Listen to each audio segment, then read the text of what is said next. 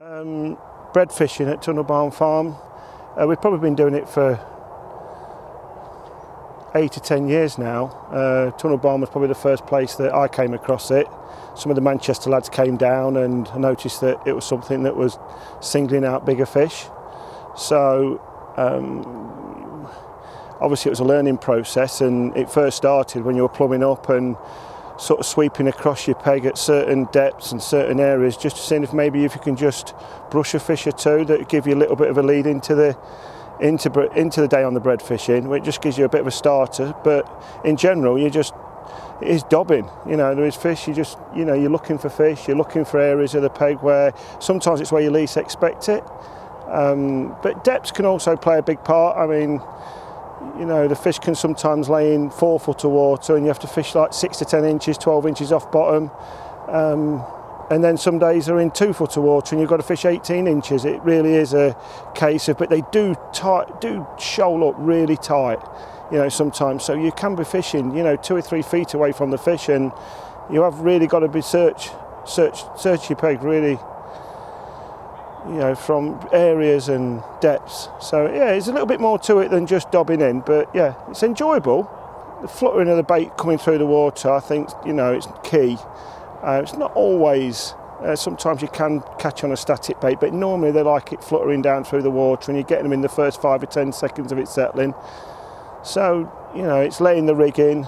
Length of line between your pole tip and your float can be important. You know, the waters get clearer in the winter, so, you know, keeping the pole tip a little bit awake can play effect. But yeah, so it is a case of different size punches can also play a part. 4mm, 6mm. Tunnel Barn Farm, I found that a 4mm punch is about right.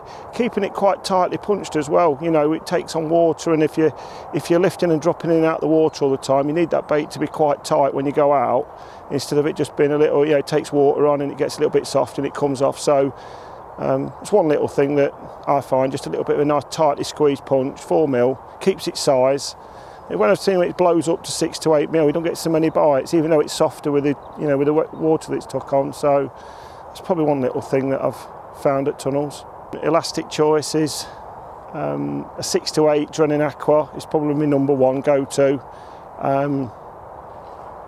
Just nice and soft and supple, just so the fish, when you hook them, you know, they're just going to swim out your peg nice, and so they don't cause too much disturbance. So there's not really some big fish in here, but in the winter the carp are normally subdued in the winter, so it's probably the F1s that bounce about a little bit. So rig choice, again, I tend to find around about 3'6" and try and find about 3 foot to fish into 3 foot. So 4x10s, 4x12s, depending on the conditions. Put a little bulk up and then just 2 #12 droppers and just hold on to the bulk and let the 2 #12s just flutter the bait down, and just, that's when you get your bites. It's a brilliant lake. It's obviously quite fair. There's quite a lot of variations actually in the lake. I mean, you've got some pegs that are literally 8 metres wide and some that are 16 metres wide, and there's obviously a variety of different sort of fish in the lake. But really the main tactics have sort of been bread tactics, sort of like reed beds, bottom of the far ledge shelves, and basically just it's mainly sort of maggots, sometimes a bit of pellets. But yesterday's match, it was really just a case of fishing down the track with maggots and just catching a few and moving along, as in when the fish sort of backed off, and that was really it. I caught a few also down the edge, but they didn't really want to be down the edge. It was sort of down the middle and sort of obviously chasing them up the lake where they wanted to be, up to my left, sort of towards where the winner was from. So yeah, Callum's never so well from where he was. To be honest, I thought he'd 50 pound would be like the maximum he could get, and to get 60 pound has been brilliant. So obviously we've got a good weight over the 2 days now. I'm hoping to obviously do well today, hopefully catch a few fish. And the sort of the peg I'm on, I'll either catch really well, I think, like a decent weight, or it's going to be a real struggle. But I know where Callum is, he's going to really catch well. I'm pretty sure he is, because it's a good area and it's always a few bites to have there, because the fish are generally quite smaller, and obviously it's just a good area. Well, yesterday's peg was a bit of a weird one. It's not been the greatest area through the winter, the teams of 4. Paul Holland drew it the other day, caught 40 pound, and he's pegged it brilliantly, so there's always a chance for a few fish. And I started the match, it wasn't great, but I had a great last 2 hours fishing up to my left. caught probably half my weight in the last 2 hours, so I had a nice day. I was really happy with £60 from that peg, because there hasn't been, I don't think, that weight caught from there for a little while. So yeah, really happy. And then Sam's obviously put in a great performance on 13 to catch £86. He's on form, he's on fire at the moment, so we've had a really good day, coming second as a pair. We've drawn reasonable today. I'm next to where Sam was, so there's obviously a few fish in this area, and Sam's drawn a half decent peg. He's drawn where Paul Holland was yesterday and caught £50. I think Yanni and Andy are going to be hard to beat again, because obviously Andy's drawn Yanni's peg from yesterday, which won the match, but you never know. I mean, it's a great venue, it's close weights, and there's some great anglers here, so you never know. Hopefully, fingers crossed, we can do enough and just pip them. Well, my partner for the event is Christian Jones. He moaned and moaned and moaned about not having a partner, so I fished with him. And to be quite honest with you, I drew him one of the best pegs on the lake yesterday, 23, and he let me down. He caught £48, come absolutely nowhere. We're 6th after day one, absolute disaster. He needs to get his finger out today. He's on the peg I was on yesterday, so he better claw it back.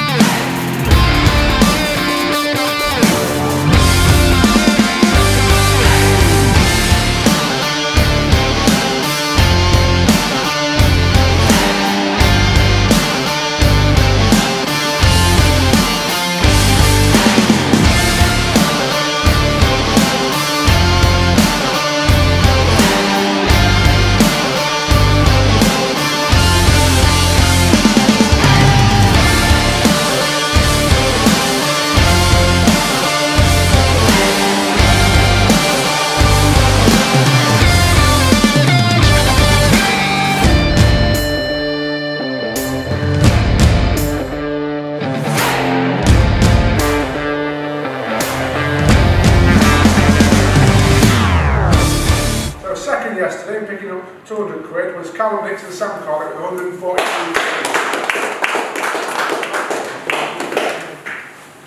And the winners yesterday we went 161.7, picking up £300, Paul Yates and Andy Bennett.